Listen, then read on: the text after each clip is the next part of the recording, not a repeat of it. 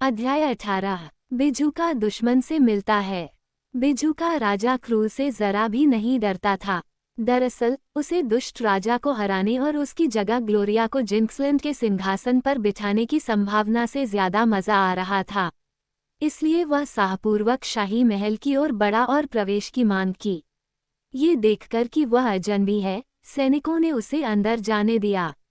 वह सीधा सिंहासन कक्ष में पहुंचा, जहां उस समय महाराज अपनी प्रजा के बीच विवादों का निपटारा कर रहे थे। राजा ने पूछा, तुम कौन हो? मैं उसका बिजू का हूँ और मैं तुम्हें आदेश देता हूँ कि तुम मेरे कैदी बनकर आत्मसमर्पण कर दो। मुझे ऐसा क्यों करना चाहिए? राजा ने पूछा। वह उस पुतले की दुस्साहसता पर बहुत आश्चर्यचकित था। क्योंकि मैंने फैसला किया है कि तुम इतने खूबसूरत देश पर शासन करने के लिए बहुत क्रूर राजा हो। तुम्हें याद रखना चाहिए कि जिंक्सलैंड ओज का एक हिस्सा है और इसलिए तुम्हें उसके ओज़मा के प्रति निष्ठा रखनी चाहिए, जिसका दोस्त और सेवक मैं हूँ। अब जब उसने ये सुना तो राजा क्रूर मन ही मन बहुत परेशान हो गया, क्योंकि वह जानता था कि बिजू का सच बोल रहा था। लेकिन इससे पहले कभी भी ओज की भूमि से कोई भी जिंक्सलैंड नहीं आया था और राजा अपनी गद्दी से हटने का इरादा नहीं रखता था, अगर वह ऐसा कर सकता था। इसलिए उसने उपहास की एक कठोर, दुष्ट हंसी निकाली और कहा, मैं अभी व्यस्त हूँ, मेरे रास्ते से हट जाओ। बिजूका, मैं अभी तुमसे बात करूंगा। लेकिन बिजूका इकट्ठे दरबारियों और लोगों की ओर मुड़ा और ऊंची आवाज में पुकारा, मैं ओज़मा ऑफ ओज के नाम पर घोषणा करता हूँ कि यह आदमी अब जिंक्सलैंड का शासक नहीं है। इस क्षण से राजकुमारी ग्लोरिया आपकी असली रानी है और मैं आप सभी से उसके प्रति वफादार रहने और उसकी आज्ञाओं का पालन करने का अनुरोध करता हूँ। लोग राजा की ओर भयभीत होकर देखने लगे, जिससे वे सभी अपने दिलों में नफरत करते थे, लेकिन साथ ही उससे डरते भी थे। क्रूर अब भयंकर क्रोध में था और उसने अपना सुनहरा राजदंड उठाया और बिजूका पर इतना जोरदार प्रहार किया कि वह फर्श पर गिर गया। लेकिन वह एक क्षण में फिर उठ खड़ा हुआ और पोन के घुड़सवारी चाबुक से उसने राजा को इतनी जोर से घुमाया कि दुष्ट राजा क्रोध के साथ साथ दर्द से भी दहाड़ उठा और अपने सैनिकों को बिजूका को पकड़ने के लिए बुलाया। उन्होंने ऐसा करने की कोशिश की और अपने भालों और तलवारों को भूसे के शरीर में घुसा दिया, लेकिन बिजूका के कपड़ों में छेद करने के अलावा कोई नुकसान नहीं हुआ। हालांकि वे एक के खिलाफ कई थे और अंत में बूढ़ा गुगली गू एक रस्सी लाया जिसे उसने बिजूका के चारों ओर लपेटा, उसके पैरों को एक साथ बांधा और उसकी भुजाओं को उसकी भुजाओं से बांधा और उसके बाद लड़ाई खत्म हो गई। राजा ने भयंकर क्रोध में आकर नाचना शुरू कर दिया, क्योंकि बचपन से लेकर अब तक वो कभी इतना बदल नहीं गया था और शायद तब भी नहीं। उसने बिजूका को महल की जेल में धकेलने का आदेश दिया, जो कि कोई भी काम नहीं था क्योंकि एक आदमी उसे आसानी से ले जा सकता था, क्योंकि वह बंधा हुआ था। कैदी को बाहर निकाले जाने के बाद भी राजा अपने गुस्से पर काबू नहीं रख पाया।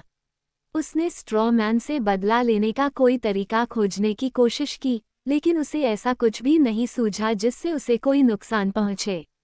आखिरकार जब डरे हुए लोग और डरे हुए दरबारी सब चुपचाप चले गए, तो बूढ़ा गुगली गू अपने चेहरे पर एक दुर्भावनापूर्ण मुस्कान के साथ राजा के पास पहुंचा।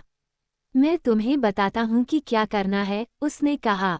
एक बड़ी आग जलाओ और बिजूका को जला दो और यही उसका अंत होगा। राजा इस सुझाव से इतना प्रसन्न हुआ कि उसने खुशी में बूढ़े गुगली गू को गले लगा लिया। बेशक, वह चिल्लाया, वही बात, मैंने खुद इसके बारे में क्यों नहीं सोचा। इसलिए उसने अपने सैनिकों और अनुचरों को बुलाया और उन्हें महल के पार्क में एक खुली जगह में एक बड़ी आग तैयार करने का आदेश दिया। साथ ही उसने अपने सभी लोगों को संदेश भेजा कि वे इकट्ठा हों और उस बिजूका का विनाश देखें जिसने उसकी शक्ति को चुनौती देने की हिम्मत की थी। कुछ ही देर में पार्क में एक बड़ी भीड़ जमा हो गई और नौकरों ने आग जलाने के लिए पर्याप्त ईंधन इकट्ठा कर लिया था, जिसे मीलों दूर से भी देखा जा सकता था, यहाँ तक कि दिन के समय भी।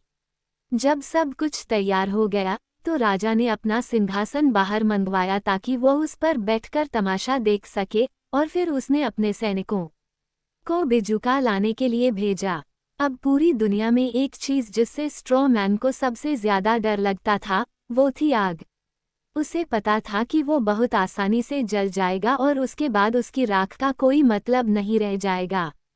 इस तरह से नष्ट होने से उसे कोई नुकसान नहीं होगा, लेकिन उसे एहसास हुआ कि ओस की धरती के कई लोग, और खास तौर पर डोरोथी और रॉयल ओज़मा, दुखी होंगे अगर उन्हें पता चले कि उनका पुराना दोस्त बिजुका अब अस्तित्व में नहीं है। इसके बावजूद स्ट्रॉ मैन बहादुर था और उसने एक नायक की तरह अपने भाग्य का सामना किया। जब उसे लोगों की भीड़ के सामने बाहर ले जाया गया तो वो बहुत शांति से राजा की ओर मुड़ा और बोला, इस दुष्ट कार्य के कारण तुम्हें अपना सिंहासन खोना पड़ेगा, साथ ही बहुत कष्ट भी सहना पड़ेगा, क्योंकि मेरे मित्र मेरे विनाश का बदला लेंगे। राजा ने तिरस्कारपूर्ण स्वर में उत्तर दिया, तुम्हारे मित्र यहाँ नहीं हैं, और न ही वे जान पाएंगे कि मैंने तुम्हारे साथ क्या किया है, जब तुम चले जाओगे और उन्हें बता भी नहीं पाओगे। फिर उसने बिजुका को एक मजबूत खूंटे से बांधने का आदेश दिया जिसे उसने जमीन में गाड़ दिया था, और आग के लिए सामग्री उसके चारों ओर ढेर कर दी गई। जब ये हो गया तो राजा के पीतल के बैंड ने एक जीवंत धुन बजाई और बूढ़ा गुगली गू एक जलती हुई माचिस लेकर आगे आया और ढेर में आग लगा दी। आग की लपटें एकाएक ऊपर उठी और बिजुका के करीब करीब बढ़ती चली गईं।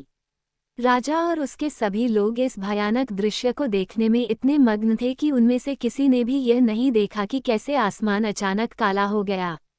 शायद उन्होंने सोचा होगा कि तेज भिनभिनाने की आवाज़ एक दर्जन चलती रेलगाड़ियों की आवाज़ की तरह धधकती लकड़ियों से आ रही थी। हवा का झोंका बस हवा का झोंका था।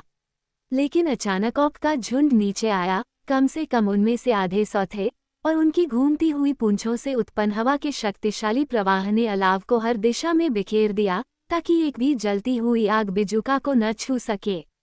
लेकिन इस अचानक आए बवंडर का यही एकमात्र असर नहीं था।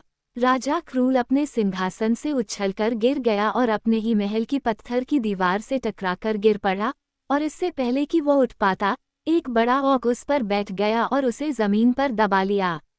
बूढ़ा गुगली गू रॉकेट की तरह हवा में उछला और एक पेड़ पर जा गिरा, जहां वह एक ऊंची शाखा पर बीच में लटका हुआ था, अपने पैरों से हवा को लात मार रहा था और अपने हाथों से हवा को नोच रहा था, और एक काय की तरह दया की भीख मांग रहा था।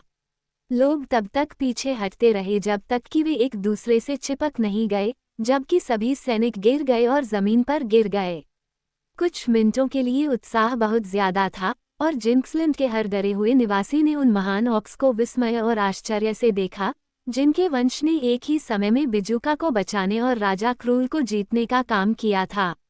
ऑक, जो गिरोह का नेता था, ने जल्द ही बिजुका को उसके बंधनों से मुक्त कर दिया।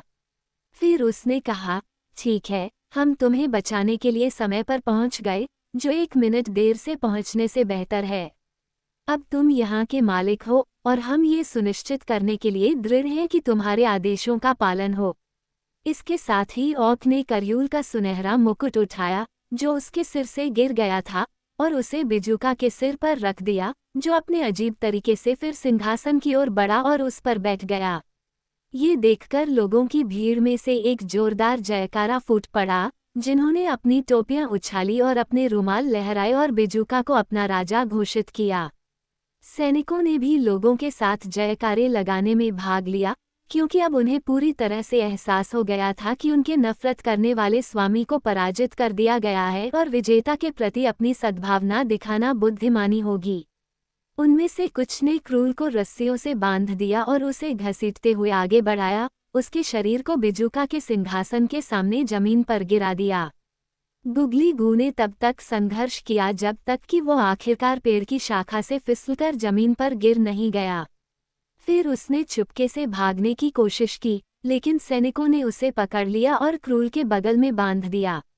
अब स्थिति बदल गई है, बिजुका ने कहा, अपनी छाती को इतना फुलाते हुए कि उसके अंदर का भूसा चटकने लगा, क्योंकि वह बहुत प्रसन्न था। लेकिन ये तुम और तुम्हारे लोगों ने किया है, मित्र ऑक, और अब से तुम मुझे अपना विनम्र सेवक मान सकते हो।